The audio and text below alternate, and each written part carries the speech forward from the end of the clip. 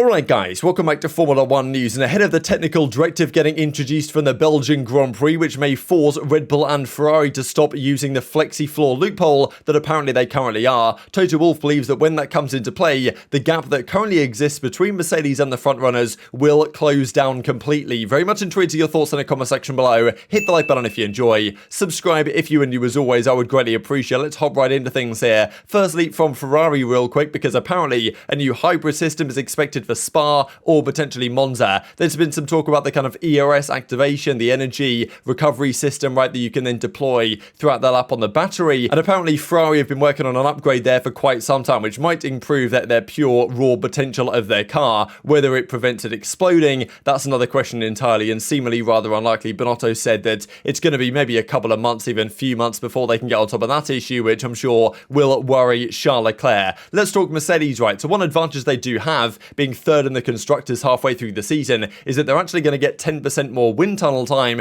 for the next 6 months than Red Bull and Ferrari will. So Ferrari, I believe, have 5% less, as will Red Bull, because they've moved up in the constructors standings compared to where they were 6 months or so ago at the end of last season, right? So that might over time prove to be beneficial for Mercedes and help them catch up to Red Bull and the Ferrari right now. But there may be a more kind of simple explanation as to why they are currently behind the top dogs, and that is with regard to the currently, well, what is being described as the Flexi-Floor. So if you guys are unfamiliar with this story, the idea is that this floor on the bottom, the plank of the car effectively, has been split into two pieces by Red Bull and Ferrari, with the intention that the front part of this kind of plank will not flex barely at all to fit with the regulations. Where it is tested, I believe it's tested right to the front here, and it can only deflect by 1mm, and around about this point it can only deflect by 2mm, but further back it can potentially deflect by more, even though the regulations implied that you weren't allowed to do that and enable it to deflect more kind of under where the driver sits, and Mercedes apparently haven't done this, and it deflects the implied amount the entire way through. But because it's not tested there,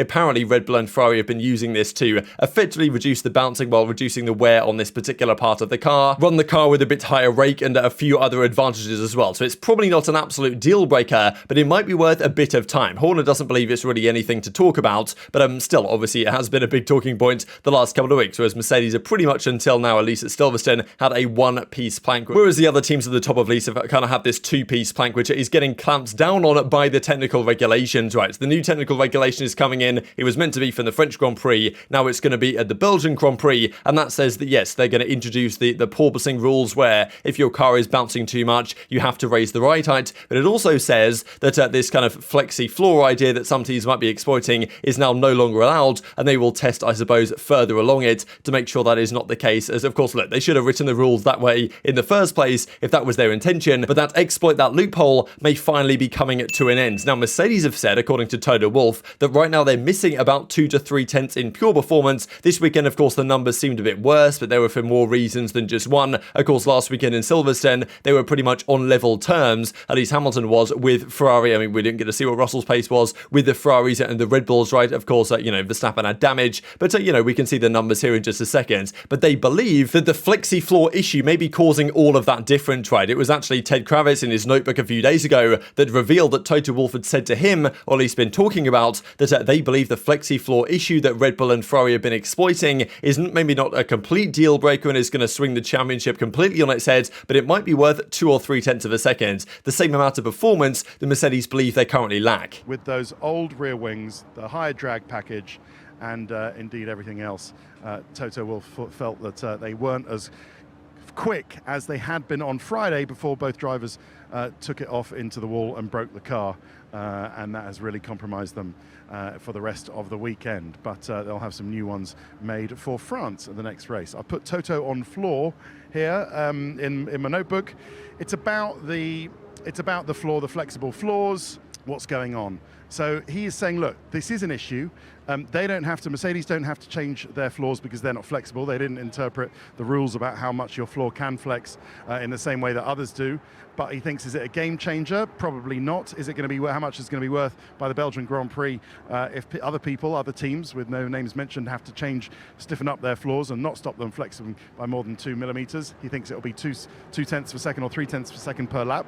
So does that explain the difference between the likes of Mercedes competitors and Mercedes towards the start of the year? No, but it's all part of the game. So that's Toto on floors. So this was the race pace comparison here in Austria. Of course, Mercedes about 0.6 of a second down on a lap-by-lap basis. This, of course, is somewhat biased, right? Because early on in the race, Russell had the kind of damage from the collision with Perez. Therefore, he was significantly slower per lap. And then Hamilton was also stuck in effectively a DRS train for a few laps, about 12 or so laps, before eventually Russell pitted. And Hamilton was eventually able to get through and show better pace as the race progressed. Also at the ends, when both Ferrari and Red Bull of Charles Leclerc and Max Verstappen respectively pitted for mediums under the VSC because they had their gap to do so. Therefore, they had faster average time. So Mercedes are probably slightly closer than this number suggests. And of course, back in Silverstone, it was a very different story. It was Lewis Hamilton with the fastest mean race pace of the entire race, slightly quicker than Sainz. And of course, Leclerc, without the damage that he had on his front wing, probably would have been quicker than Hamilton, as maybe would Verstappen, right, if he didn't have the damage as well. But still, it shows that in Silverstone, they were there or thereabouts with the quickest car. In Austria, a different story. So probably Toto Wolff's averaging it out and saying, okay, 2 or 3 tenths of a second, that's probably what Mercedes are currently lacking. Now, they believe the Flexi-Floors, when they come in after the French Grand Prix, after the Hungaroring in Hungary, then at the Belgian Grand Prix after that, then all that differential is going to be wiped away, and it's going to be a straight 3-horse fight to the finish. Christian Horner has said that he doesn't believe there's anything wrong with their car, and effectively saying they're not concerned at all, implying that they don't feel like there's going to be any performance loss on the Red Bull side, but